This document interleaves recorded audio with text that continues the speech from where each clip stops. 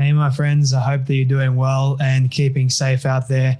Now, I know and understand that many of you that are listening or watching this right now, you've been through a lot, especially in the last few years. I know many have lost so much, while many have also gained too. If you don't understand what I mean by that, I encourage you to go and do some research there. But I truly hope and pray that these short messages will be a blessing and a help to you. Now, last week I spoke about a verse from Psalm 46 verse 10, which talks about be still and know that I am God. And if you haven't listened or watched that one, you can go and do that now. And once again, I hope it's going to be a blessing to you. But today I would like to share with you a powerful poem that has been a help at many times and encouragement at many times of my life. And it's also been a nice and loving rebuke too, believe it or not. Now, back in 2019, a few weeks after we lost our beloved German Shepherd and family member Joy, we started the process of searching for another German Shepherd dog. Now, I didn't want another dog, but the rest of my family did. I was still going through a lot of grief and trying to understand that Joy was gone and that she was no longer coming back.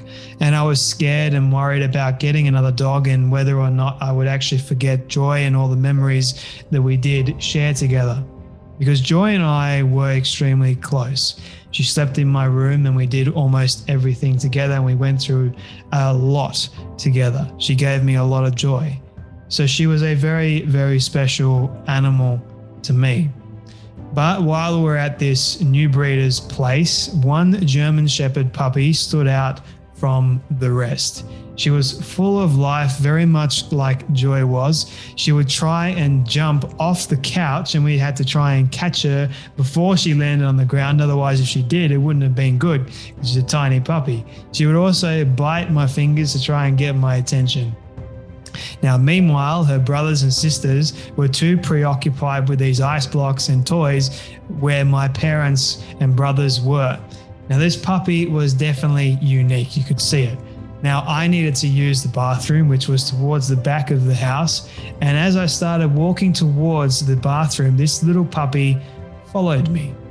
I stopped just before the bathroom door and looked down at this little one's beautiful, piercing brown eyes that she still has today. And in that moment, I knew she was the one. And she became known to the Fantom family and the rest of the world as Alita Joy Fantom. And you know what? I still haven't forgotten all the memories that Joy and I shared together. And Alita Joy has been an incredible part of my life in bringing back a lot of the joy that I felt that was lost when we lost Joy. But the poem on the bathroom wall was called Footprints in the Sand. Now, some of you may or may not have heard or even read this poem before, but I would like to share it with you right now and make a couple of points, if you will, after we read the poem. But the poem goes like this. One night I dreamed a dream. As I was walking along the beach with my Lord, across the dark sky flashed scenes from my life.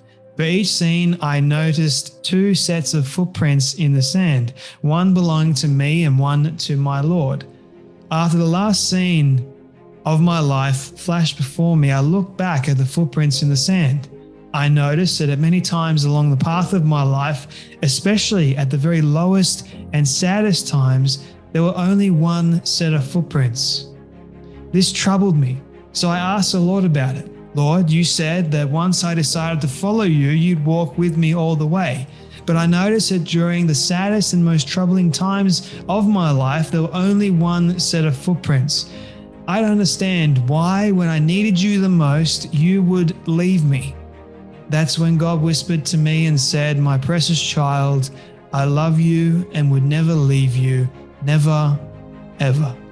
During your trials, your testings, and those challenges, when you only saw one set of footprints, it was then that I carried you. So for the next few moments, I want to speak to you about this thought for a moment. Who is carrying you? Who is carrying you? Or Who do you want to carry you through the difficult times or challenges that life brings to many of us? See, what a lot of you don't understand or know more or less about this particular time of my life when we lost joy was that I was borderline depressed. I was going through a lot of grief and a lot of anguish.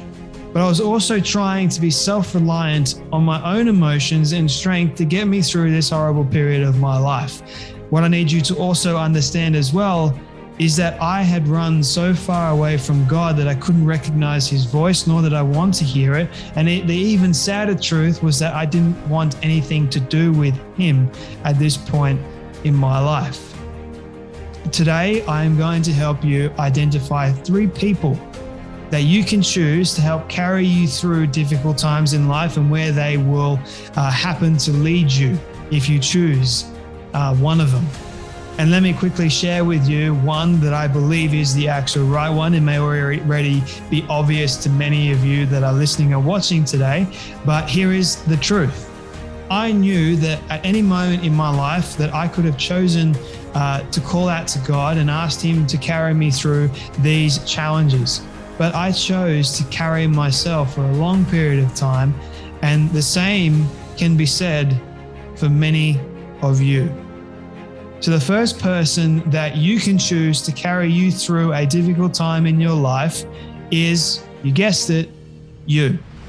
You can be like me and say to God, no, I can do this in my own strength. It's all me. I got this. I don't need you, God.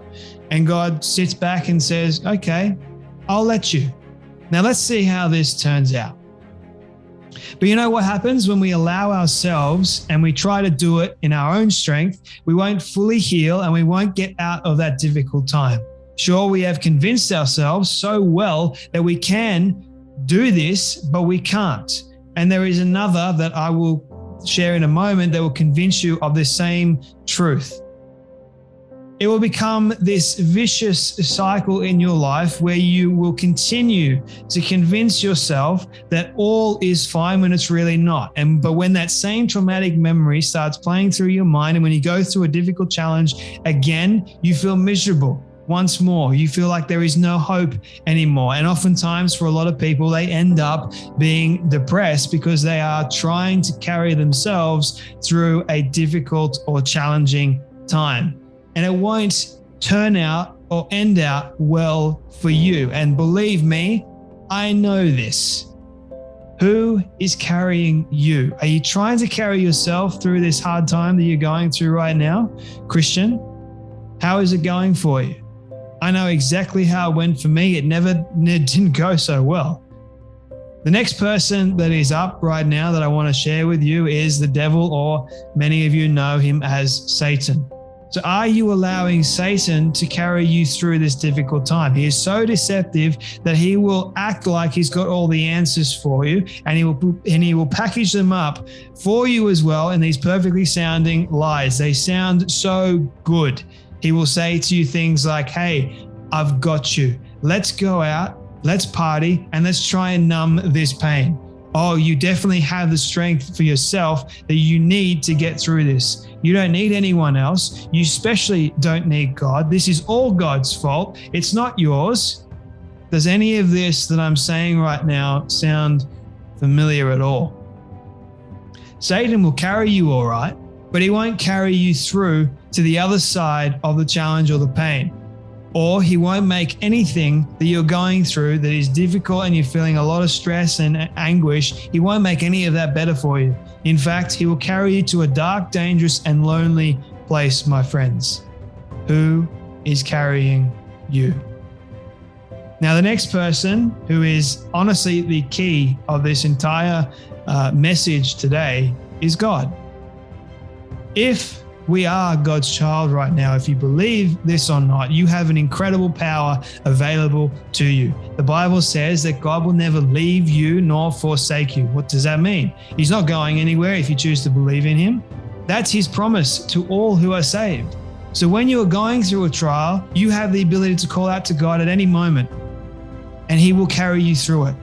You may not be able to see him at times working, but He is. Pastor Michael Todd has a series that he calls Crazy Faith. And I'm going to add on to that and say that we need to have crazy faith 100%. We also need to have crazy trust and crazy faith in God. We need to trust God enough to get us through this difficult time. And guess what, my friends? He will and always does. So why do we doubt? He's the only one that can get us through to find healing and comfort and rest. God does his best work, my friends, during those difficult times. I am living proof of this fact. Who is carrying you? I wouldn't want anyone else right now to carry me through a difficult time more than I want God to, because he is the only one who is going to get me and you, if you choose to believe this or not, through to the other side where you'll find healing and you'll find that peace that is so often lost and you're searching for it right now. Many of you are searching for it, I know, because that's what I was doing. Don't be like Peter and doubt God's ability. Many times as Christians, we do that. And I'm guilty of this. Don't be like the person in this poem who questioned whether God was really there or not. Be the one who leaps into God's arms and allows God to carry you across to the other side. I can tell you story after story after story of the times I didn't call out to God for help and where that led me and where I ended up. But I can also share many more stories of the times when I did cry out to God for help and those times when he took me to the best place possible, to the other side, when he took away those burdens, when I finally found peace and comfort that I was absolutely needing. Now, for my non-saved friends out there, will you allow me to ask you some very important questions for a moment? Are you tired of feeling like something is missing in your life currently? Are you sick of searching for answers to find healing and getting absolutely nowhere? Well, it's time for you to stop trying to carry yourself or stop trying to find answers and surrender to the one who already wants to carry you through. He wants to take away that pain you are experiencing. He wants to give you purpose once again. And he wants to make you whole.